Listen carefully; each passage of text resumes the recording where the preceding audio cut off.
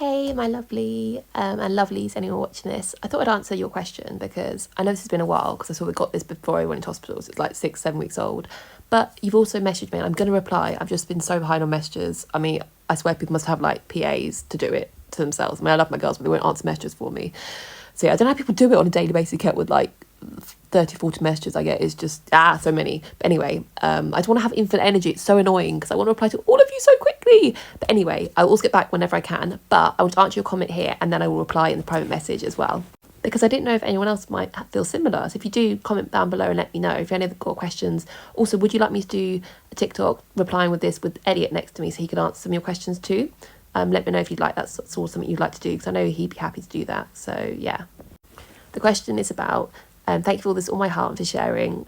Gives me hope. First of all, I'm so glad I give you hope because I need the hope myself. And obviously, this could always all go wrong. But right now, I'm happy and it's going great. So I'm just focusing on that because we've got to live in the moment. I love all of this. How do you bring up being medley complex? Makes me happy seeing you so happy. I love you. I love you too. Yeah. So to be honest, for me, dating wise, sorry, it's getting comfortable. I have gone on many first dates. Oh my God, if you want more like a dating playlist, I can totally do that. There's been some very bad dates, gone wrong. Oh my gosh, I've got so many stories. Do you want the stories? Let me know. Anyway, away from that dating series, which might or might not happen. It'll be a lot of fun though if it did. Anyway, focus. So yeah, I would actually, on my dating profile, because I've made I've gone on different dating sites, pardon me, and on all my profiles, so make sure I'm draining because I can feel the sickness coming up, you know. 1 second. Anyway, we're back. All draining, all good. Yes, on my profile, I would have a picture of me, both like in the wheelchair, sitting in the wheelchair, to out doing things, looking glamorous. I also put one of me in hospital normally, or one of me more medical one. But also out with Willow, out with my friends, out with me having fun, doing sport, Zumba. So lots of variety of pictures basically. But I'd have in my profile talking about me. I'd say, you know, I'm a full-time wheelchair user, you know, chronic illness or medical, you know, whatever you want, however you want to kind of describe it. But I'd say also I'm fun-loving, you know, love these and these things. But I want to live life to the full. I'm looking for genuine, you know, whatever you're looking for, whether it's one night stand, you're looking for a long-term relationship, short-term relationship, put it all in there. So I made it quite clear from the start. Yeah, talk about being mentally complex. On, you know, first date, they were obviously aware of it. With Elliot, for example, he was aware of it because he had to know I was a wheelchair user, cause the, like, getting around and things, and he knew that I had tubes and lines, but not the details about them.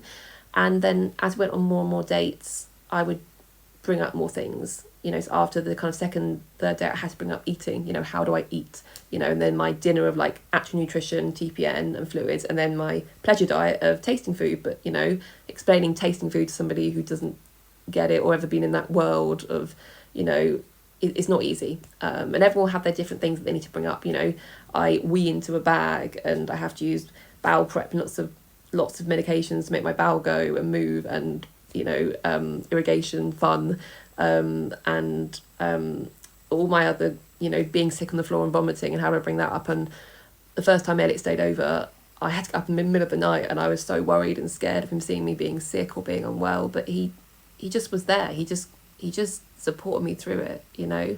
And I find I'd rather bring it up earlier. I'd rather someone see me. People are different, but for me personally, if someone's going to walk away because of the medical conditions I have or the complexity of my health, both mental health or physical health, I'd rather they walk away early. There's the door.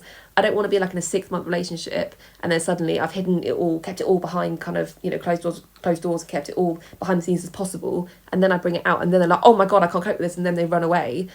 I'd rather they run away early because my heart gets involved really quickly. I try not to kind of start looking at wedding magazines within the first month, but I do, people. I'm one of those girls. I get so excited. Like, I fall in love so quickly and easily. Don't copy me. Don't fall hard and fast, people, because it's really bad. But also, I can't help it. I wear my heart on my sleeve. Like, I just do. Is it just me or anyone else girlies like that? Or anyone else, just generally men, women, anyone? Anyway, yeah. So I don't know if that answers your question or not. But I would also say, like I said, I brought it up. I had a kind of, as well as him seeing, I also had a frank conversation, said, look, this is my illness and this is the reality of it. And I would say I kind of showed him like 50%, 50%. And then I went into hospital and it all came out, didn't it? We had some frank conversations. He was talking to my mum regularly every night, like texting her and stuff, checking on me. Then he came to visit me, and one of the times he came to visit me was just after being diagnosed with sepsis, and it was a few days later. So I was thankfully better than what I was, like not ITU state when I was really, really critical, but I still was HDU poorly, high dependency, I mean. And I was so scared of him seeing me, but I was too unwell to really care or do anything. And he just sat by my bed for like 5 hours, held my hand. We watched Netflix. I half watched it. He was there for sick bob and needed it, watched me have my meds put in.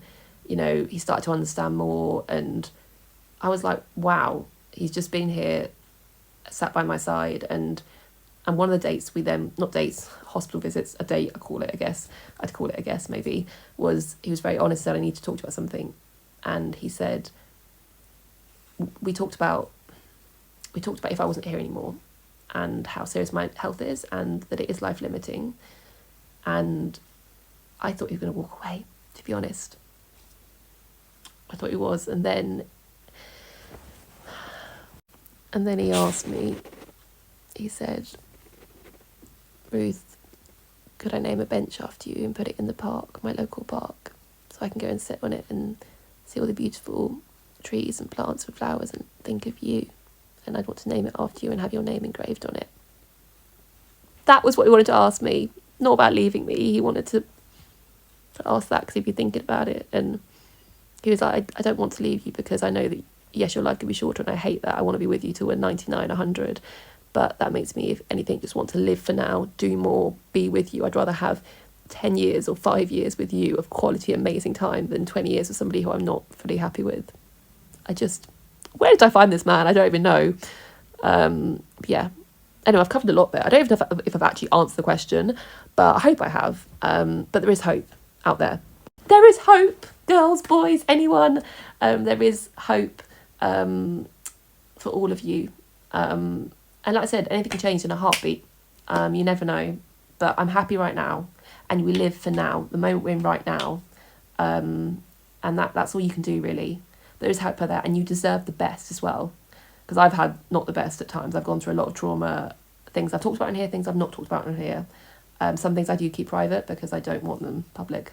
But yeah, I've been through a lot, and yeah, I just want to be happy. And with someone who loves me for me, and Elliot does, and I'm so lucky to have found him. But you will find your person too. You all will watching this. You all will. And don't settle until you've got the best. I nearly could have settled so many times. I was like, no. And you guys reminded me to when I had some bad dates and I talked about it on here. You guys were like, no, don't settle, Ruth, come on. And there was good stories of people meeting people. And I was like, you know what, one day that'll be me. Maybe one day. And I know I'm soppy, but I don't care. I've watched people be soppy for so many years. Now it's my turn. Yeah, I hope that's helped or answer your question. Any more questions, let me know. I'm in a kind of question answering mood. Sometimes I'll go like weeks without answer a question and then I'll just go through loads of them. So I hope this makes you smile. If not, if you've watched all of this, you're amazing.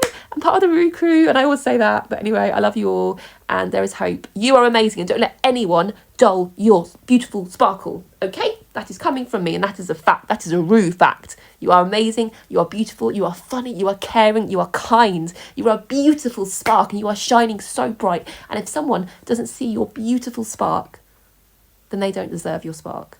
Okay? Don't settle for anything less. You're beautiful. No, don't inside and out. Okay? Mwah.